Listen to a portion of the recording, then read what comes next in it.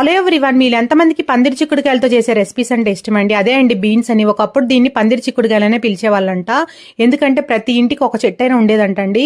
చిన్న మొక్క అయితే పైకి వరకు అల్లుకొని మనకైతే మంచి మంచి చిక్కుడుకాయలు, నాటు చిక్కుడుకాయలతో సహా వచ్చేవంట. టేస్ట్ అయితే చాలా బాగుంటాయండి. మనకి ఊరుల్లో అయితే నాటు చిక్కుడుకాయలు దొరుకుతాయి, బట్ మనకి ఇక్కడ ఏంటంటే సిటీస్లో అయితే ఎక్కువగా ఇదే చిక్కుడుకాయ దొరుకుతుందండి.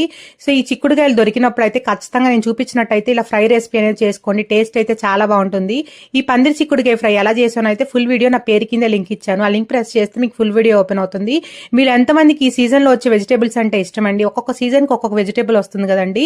ఈ సీజన్ లో ఈ వెజిటేబుల్ మాత్రం మనకు అప్పుడప్పుడు దొరికినా కూడా ఈ సీజన్ లోనే మనకి విత్తనాలతో దొరుకుతుందండి. టేస్ట్ అయితే చాలా ఉంటుంది. దీంట్లో ఫైబర్ ఎక్కువ ఉంటుందండి. ఎవరికైనా కాన్స్టిపేషన్ ఉన్న వాళ్ళకి అండ్ డైజెషన్ ప్రాబ్లమ్స్ ఉన్న వాళ్ళు అయితే బీన్స్ తింటే వాళ్ళకి కాన్స్టిపేషన్ తగ్గుతుంది అండ్ డైజెషన్ కూడా బాగుంటుంది. సో ఖచ్చితంగా అయితే నేను చూపించినట్టు ఇలా బీన్స్ ఫ్రై అనేది ట్రై చేయండి. ఈ బీన్స్ ఫ్రై చేస్తుంటే ఆ వాసనకే తినాలనిపిస్తుందండి, అంత మంచి స్మెల్ వస్తుంది. ఈ రెసిపీ కనుక మీకు నచ్చినట్టయితే please like, share and subscribe my channel. మీరు కొత్తగా మన ఛానల్ ఎవరైనా చూస్తున్నట్టయితే సబ్స్క్రైబ్ చేసుకోవడం మాత్రం మర్చిపోకండి. Take care, bye bye, see you next video.